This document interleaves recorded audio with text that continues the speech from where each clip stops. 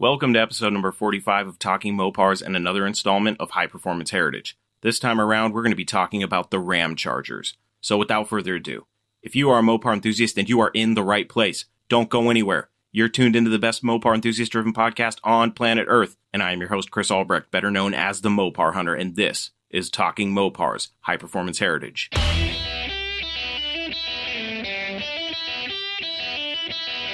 You're listening to Talking Mopars with the Mopar Hunter, your direct connection to all things Mopar.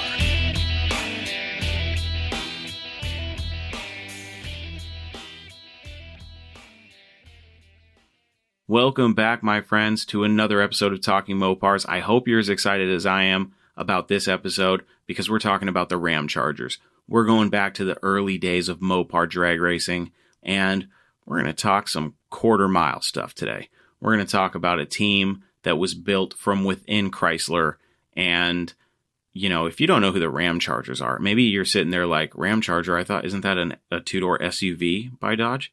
Like the Trail Duster from Plymouth? And I would say, yes, you're right. But the Ramchargers was a drag racing team, and we're going to get all into it today. I've heard you guys say that you want more Mopar history, and we're going to get to it, I promise. We're going to cover everything, and I've said this before, but apparently my words have fallen upon deaf ears. So I just want to reiterate that we're going to be talking about Mopars from all generations, all decades, all eras. We're going to be talking about it all. It's just going to take some time to get through it all. The world of Mopar, the history, is so big and so vast. You could probably talk about it for the rest of your life if you took every little, every car, every moment of Mopar history, and you dissected it. You could be talking forever. So the way I started this show was basically I just started talking about things I wanted to talk about, and the show's evolved a little bit over time, but I definitely like the direction it's going, and I'm really excited about it. So that's what we're working on here, but enough of me blabbing. Let's get this show on the road.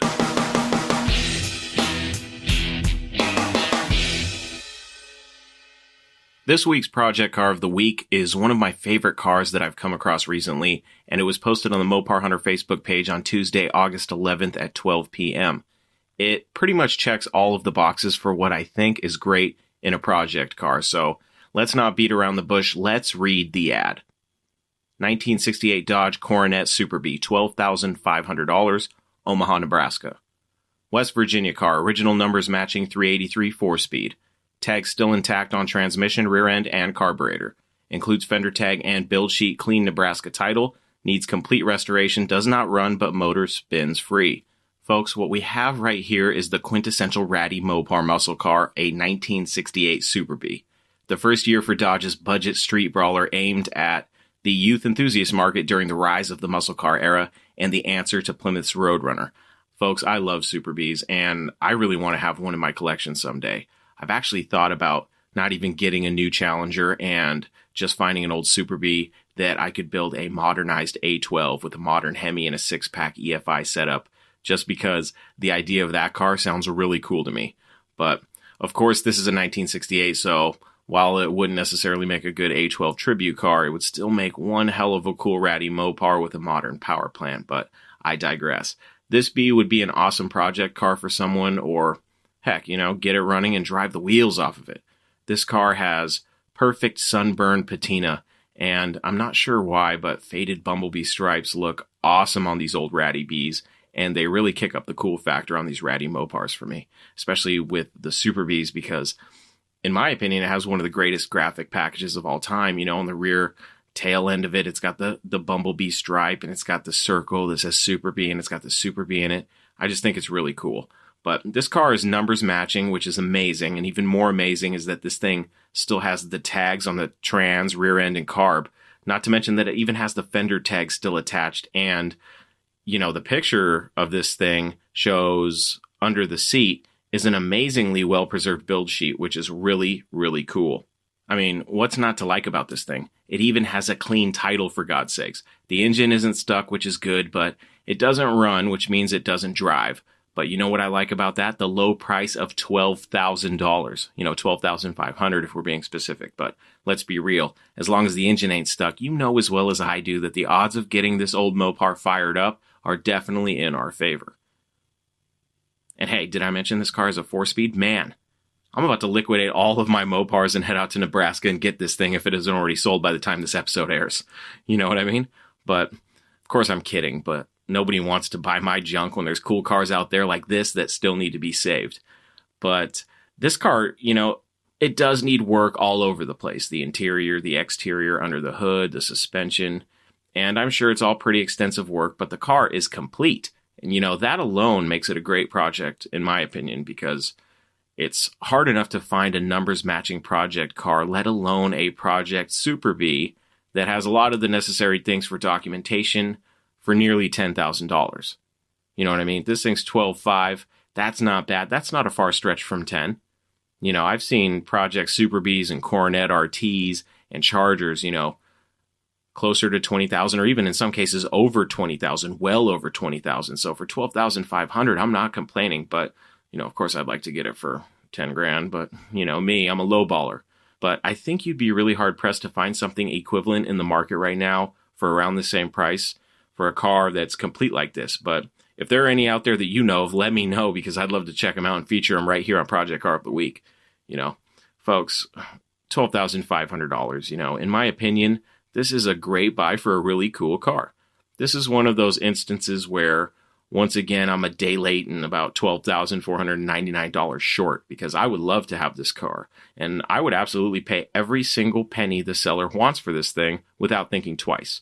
And you may be out there thinking, Chris, you're crazy. But hey, I'm well aware of just how crazy I am. Any penny less than the asking price for this B is just, steal in my book.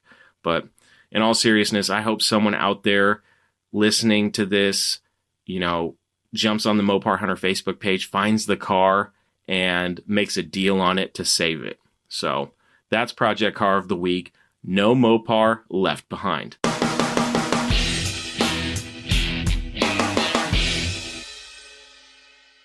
This week's high-performance part belongs to a tin-grill Dodge truck seen in one of my favorite childhood movies, Over the Top with Sylvester Stallone. You're probably laughing, but I've always been a Sly fan, and believe it or not, I literally have a framed Over the Top movie poster no more than 6 feet from where I'm sitting recording this show right now. So, enough about me being a dork. Over the Top is a fun 80s flick in typical Stallone fashion where the underdog comes out on top, only this time it happens on an arm wrestling table and not in a boxing ring. Sly plays an independent truck driver and side-hustling arm wrestler named Lincoln Hawk, who tries to rebuild the relationship with his 12-year-old son, who he abandoned years earlier while trucking over the road because his wife has fallen ill. Totally 80s, right? But this isn't a movie review podcast, so I'm going to spare you all the little details and sum up the appearance of the Tin Girl. Around, 35, 40 minutes into the movie, two thugs attempt to kidnap Lincoln Hawk's son while he is on the phone with his ill wife, telling her about the good bonding time that he and his son are having. These thugs kidnap the kid and try to make their getaway in a white 1977 Dodge D100 short bed pickup truck. Unfortunately, the old Tin Girl cannot outrun Sly's old beater autocar tractor and gets smashed. What a waste of a clean Tin Girl, if you ask me, but who would have thought that 33 years later, Tin Girl enthusiasts like myself would see the truck get smashed by Sly and cringe? Not too many people probably, but that's the short story of the 1977 Tin Girl Dodge truck from Over the Top. In past episodes, this segment has featured some pretty cool and unforgettable Mopars, but I thought this time around we'd showcase a Mopar that may have been overlooked in the past and, may be considered a little insignificant by most. But that, ladies and gentlemen, was High Performance Parts, the 1977 Tin Grill Dodge truck from Over the Top.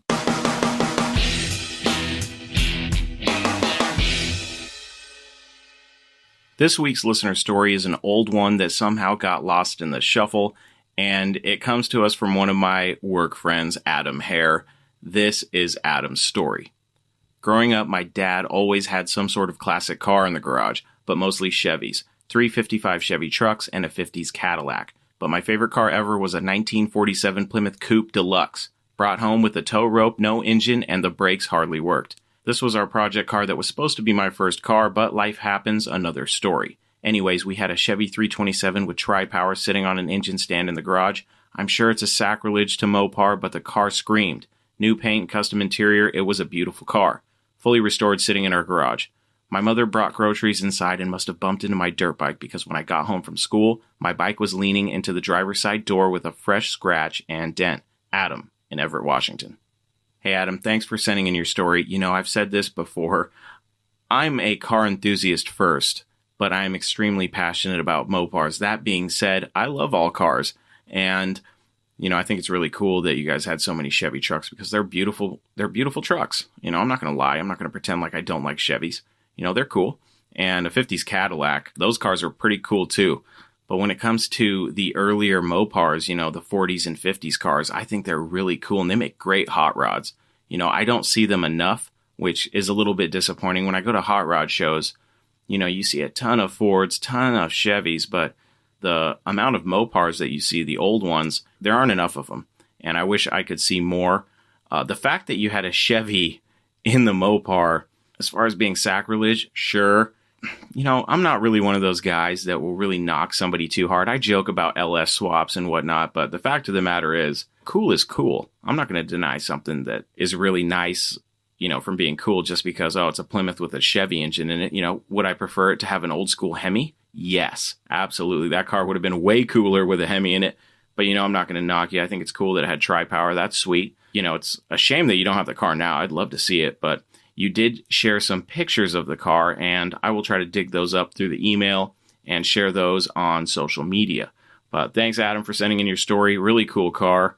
And Adam is one of those guys who is a car guy. He's one of the guys at work that I enjoy talking to because, you know, he's a car guy. Car guys give each other crap back and forth, you know, Chevy guys, Ford guys, and Mopar guys. But at the end of the day, when you're a car guy, it's always nice to chat cars with another person.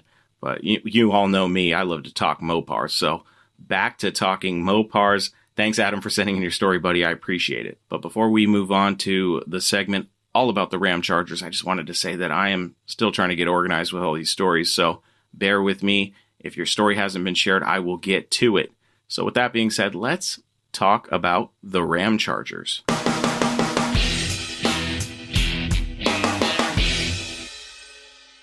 In the fall of 1958, a group of around 20 to 25 like-minded Chrysler high-performance speed junkies formed a drag racing team that would lead Dodge into the forefront of superstock and pro-stock drag racing in the 1960s, and it all started in the lunchroom with guys talking cars.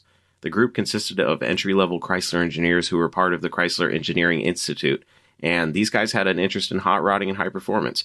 Many of these guys were drag racers that were modifying their cars well enough to see some positive results at the track on the weekends. They all had their own race car projects in the beginning and were bringing back the knowledge gained at the drag strip back to Chrysler. That special interest in drag racing would lead them to join forces and create the Ramchargers. While they all had their own vehicles, they would race for fun. They knew that to really make an impact on the world of drag racing, they would have to do it together. The goal was to pull everyone's knowledge and resources together to build a Mopar drag car that could gap the other manufacturers' cars on the drag strip. Every member of the Ramchargers had their own strengths, and these would be utilized strategically to build their first car with the combined effort of all the members. The first car that the group collectively built was a 1949 business coupe powered by a 354 cubic inch Hemi out of a pickup truck, and officially owned by the man credited with getting the Ramchargers together in the first place, Herman Moser. The Plymouth was reconditioned and painted white and was dubbed the High and Mighty, but a fun fact is that the first few outings at the track, the Plymouth was actually known as the Ramrod, before it ever became the High and Mighty. It was cheap and light, which are great attributes for a purpose-built drag car. The budget for their first build was incredibly low considering the amount of money that drag racing competitively can cost today. Each member threw their contribution into the pot, which was just over $30. The rest of the money to be added to their initial budget was sourced from warranty engine work that they were doing on Dodge trucks. They also did have a sponsor, which was Mason's Plymouth Valiant of Ferndale, so that also helped. The 354 Hemi and the High and Mighty utilized 392 cylinder heads, and since this was before the torque flight was introduced, it was backed by a 3-speed manual transmission. Later, the 354 would be replaced by a 392 cubic inch big block with the same heads. It had a custom camshaft designed by Neil Newman and sported a high ram intake with dual quads that was fabricated by the same guy who fabricated the exhaust, Pete McNichols. The intake was the first of its kind and would later be known as ram induction. At varying ranges in RPMs, the design of the intake created a large amount of forced air, much like forced induction. It was effective enough that it would end up being used later on by other race teams. Initially, before it was even painted and sponsored, the Plymouth underwent weight loss surgery and had its frame shortened, as well as the rear fenders removed, although they would be modified and reinstalled later. A 4-inch chop in the body was placed forward on the frame, which put half of the tilted engine through the firewall. You may be asking, why was the engine tilted? And the answer is to help put as much weight to the rear of the vehicle as possible to aid in straight launches.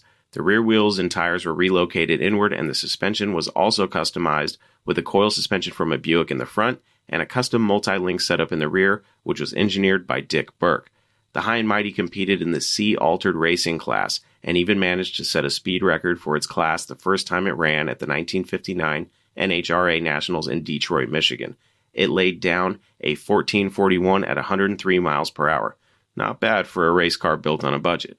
The 2 years that the High and Mighty was competing in drag racing resulted in some very impressive accomplishments, proving that the Ramchargers had developed a great team whose efforts were extremely successful. They even managed to lock down 2 NHRA records at the time, which were top quarter-mile speed and top elapsed time, which were 12.8 seconds at 109.75 miles per hour and 12.62 seconds at 115 miles per hour, respectively. Its best numbers, however, were 11.8 seconds in the quarter and 117 miles per hour. 1960 would be the last racing season for the car, but the Ramchargers sure didn't retire it without leaving its mark in the Mopar history books. The team was largely successful due to the research and development done by the crafty young engineers. One member in particular, named George Wallace, who from 1955 to 1968 worked as an engineer at Chrysler Engineering's Performance Lab, became highly proficient at calculating what the car would be capable of at the track. He was so good that when the car ran at the aforementioned NHRA Nationals, the car performed pretty much exactly as he predicted it to. George was able to accomplish this high level of accuracy by analyzing the weight of the car, quarter-mile trap speed, and horsepower of the car. The Ramchargers were an influential force in getting Chrysler involved in drag racing, and in 1963 even managed to win Superstock and Stock Eliminator titles. That was a first for Chrysler. Through the 1960s, the Ramchargers raced in not only the stock classes, but also factory, experimental, and even funny cars. Their early success at the track led to Dodge getting heavily involved in drag racing in the early 1960s. Unfortunately, Plymouth was not quite as interested during that period. 1961 would be the year that Dodge got seriously involved in drag racing and finally supported the Ramchargers. By 1963, the Ramchargers were campaigning 2 red and white factory-backed cars, dubbed the Candy-Matics, which were piloted by Herman Moser and Jim Thornton, who were both champion drivers.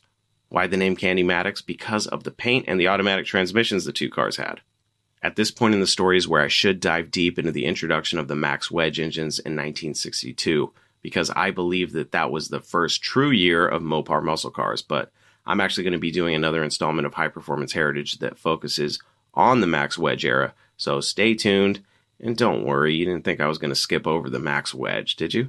Truth be told, there is a lot that I don't know about the early era of Mopars, and I'm really excited to get into it, so I'll give you this little bit of information, this little nugget of information to keep you at bay until then. The Ramchargers were actually responsible for the development of Chrysler's infamous cross-ram intakes. Anyways, back to the story of the Ramchargers. 1962 would be the year that factory Mopars really started to mean serious business with the introduction of the Max Wedge. These Max Wedge engines were the 413 and 426, which were options for the new B-body Mopars, but like I said earlier, we're going to dive deep into the Max Wedge era in the next installment of High Performance Heritage. Moving on. Tom Hoover, known in the world of Mopar as the father of the Hemi, has indicated that at first, there were many corporate hoops to jump through to get street cars built based on the drag racing experience gained by the young engineers. Things were really getting hot at Chrysler in 1963, and the era of the iconic Mopar muscle cars that we all know and love was just around the corner. Now, that statement could be argued considering the history of high-performance vehicles offered pre-1963, but Chrysler hadn't really bought into the drag racing scene until the 1960s. So, it's my opinion that the early 60s is when Chrysler really started to get serious about high-performance cars on the street and on the track.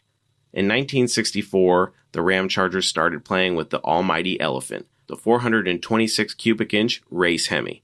The rest, as they say, is history. Throughout the remainder of the 60s, the Ramchargers ran many different cars and fuels, from superstocks to funny cars and from gasoline to nitromethane, until 1967 when the Ramchargers finally started to slow down. When it was all said and done by 1974, the Ramchargers were considered one of the greatest drag racing teams in history, and even claimed the most NHRA Superstock titles during the golden era of drag racing when factory cars were competing at the highest level of the sport. It is interesting to think that while the Ramchargers did have Dodge's support through the years, Chrysler never really had a race engineering program. What they did have was a group of highly dedicated, high-performance drag racing enthusiasts who called themselves the Ramchargers.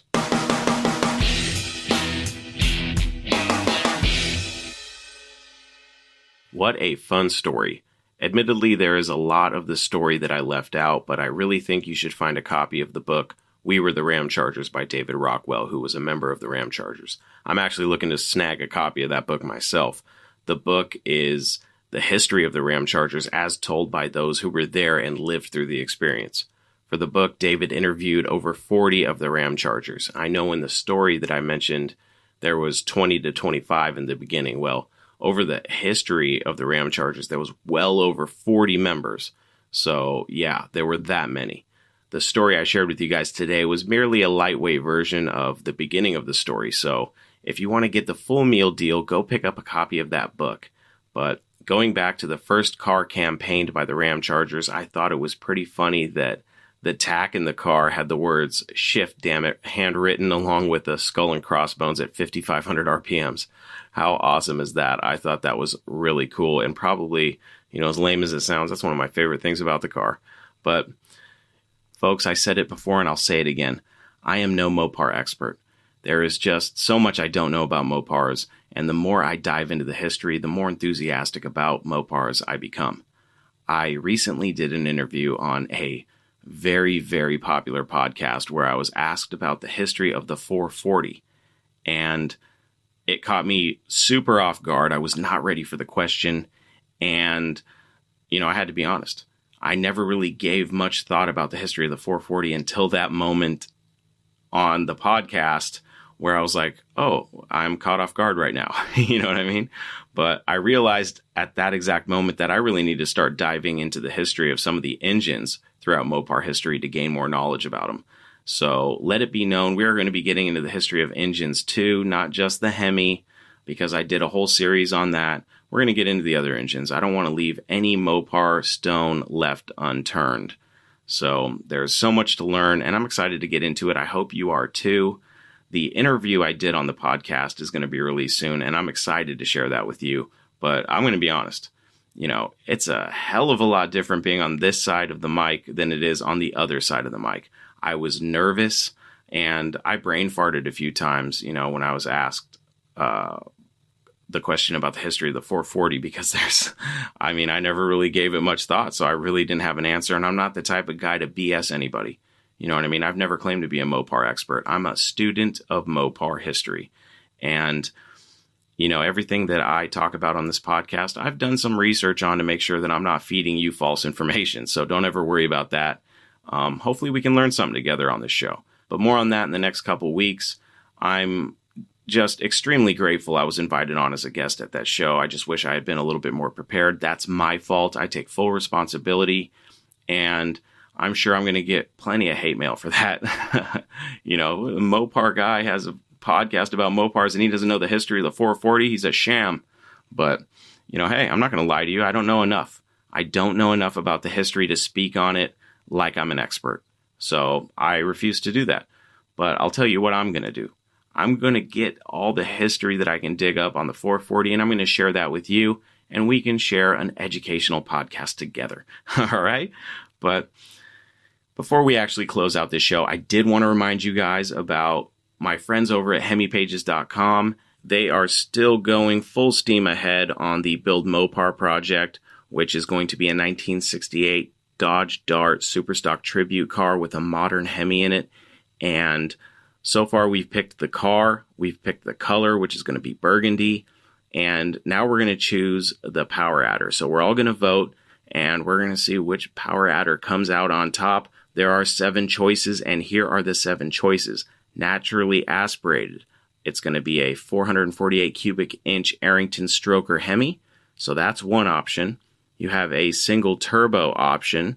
There's a Pro Charger option, a Ken Bell supercharger option, a dry nitrous option, a Whipple supercharger option, and then a compressed atmosphere option. And the compressed atmosphere thing is really interesting. I don't know anything about that, but I want to do some research on that myself. But I chose one, and, I really wanted to see what a naturally aspirated Hemi stroker could do in a Dodge Dart setup, pretty much like the old Superstock cars. But, the more and more I thought about it, I really wanted to see what a Pro Charger could do on a new Hemi. So that's what I went with. I went with the Pro Charger. What are you going to choose? You have a choice right now. Go to buildmopar.com and cast your vote and watch this car get built and be a part of the build. Vote on every single round of voting, and let's see what we can all come up with as a community. Let's see how this Dart gets built. Any direction this car goes, it's going to be completely badass. So, get your votes in and just join in on the fun. So shout out to my friends over at hemipages.com, buildmopar.com, and readychassis.shop. Also, a special shout out to my friend Blake from DIYhemi.com. I just want to reiterate something that I've said before in the past. I just want to thank you guys for listening to this show, because without you, I don't have a show. I have a mental disorder and I'm talking to myself. So thanks, guys. I really appreciate it, and keep following along. I invite you to join me in watching this podcast grow and hopefully become something really, really cool. But let's shift gears for a minute before we shut this baby down, and let's talk about the Ram TRX. Have you guys seen this truck? Oh my God. The most powerful production street legal half-ton pickup truck ever produced. 702 horsepower, 650 pound-feet of torque, 0 to 60 in 4.5 seconds. It's got a supercharged 6.2 Hemi V8 and, best-in-class horsepower and torque. It's just, sorry, Ford, your Raptor is null and void. You know what I mean? This thing is just, it's crazy. If you go and watch the videos that are out on this thing, it's just a monster. And I know a lot of you out there have been pining for a sport truck from Dodge. A lot of us wanted to see a two-wheel drive reiteration of the SRT-10 with a Hellcat engine this time. So, just call it the Hellcat truck or something. I don't know. The Hellhound, something cool. But, we wanted something fast in a truck. And Ram said, you know what? We're not going to give you a two-wheel drive truck. There's some folks out there with four-letter word name that think they have a really badass truck, but they don't. And, once again, Mopar comes through and we get the TRX.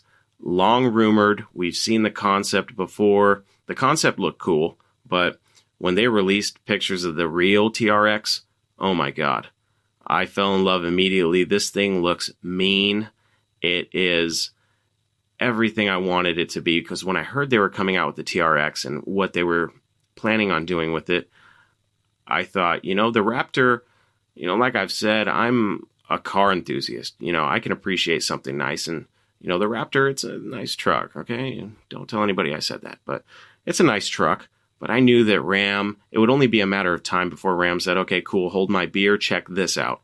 And that's exactly what they did. This thing, look at the shots of this thing. It is just a beautiful truck. The inside is awesome. It's got the massive 12-inch touch screen with the, performance pages in a truck. What are we doing here? This is insane. You know what I mean? It's an off-road truck. This ain't a mall crawler, all right? This thing has nearly a foot of ground clearance, okay? Over a foot of suspension travel in the front and 14 inches of rear suspension travel. This thing is insane. It's got Bilstein Blackhawk E2 shocks, and, even the steering wheel in this thing is cool. It's got paddle shifters in a truck. What are we doing here? This is insane. It's got the Alcantara suede accents. It's just, oh, God, it's amazing. You know, you can switch drive modes. So it's got dynamic drive modes. So you can go on or off road with the different modes. And, you know, they're performance tuned. How cool is that? You got sport mode, snow mode, custom mode, mud sand mode, rock mode. You know, this thing is just, you know, come on, 702 horsepower. Okay. And they're actually going to release a TRX launch edition, which is just going to be 702 vehicles as a, you know, tribute to the amount of horsepower this thing has. And it will be, according to Ram, the most exclusive version of the ultimate performance truck. It's awesome. The thing is cool. I am really excited to see what this truck looks like in person. It's going to be expensive. That's going to be a problem. But hey, you know, a 702 horsepower truck on 35s. Okay. This thing, I mean, I could sit here all night and just talk about how cool the truck is, but go look for yourself. Go to ramtrucks.com and look up the TRX. You will not be disappointed. And if you are, I don't ever want you listening to this podcast again. Just kidding, folks. Go check it out. It's an awesome truck. And I think they really hit the nail on the head on this one. And Ford better step their game up. All right. There you have it, folks. Another episode of Talking Mopars is in the books. For more information about this podcast or to listen and subscribe to the show, please visit talkingmopars.com. And don't forget, you can send me your stories, questions, comments, complaints, suggestions, and everything else on your Mopar addicted mind to chris@talkingmopars.com, or leave me a voice message on my voicemail box at 209-28-MOPAR to hear yourself on the show. And I have merch now. You can go get t-shirts and stuff in my merch shop. Just go to talkingmopars.com and follow the link to the store. You can get cool things like t-shirts, hoodies. You know, I got a sticker on there, some coffee mugs for all you caffeine addicts, and more. So if you want to help support the show and get some cool stuff at the same time, jump on over to talkingmopars.com. All right? That's it, my friends. Until we talk again, I am your host, Chris Albrecht, and that was Talking Mopars High Performance Heritage.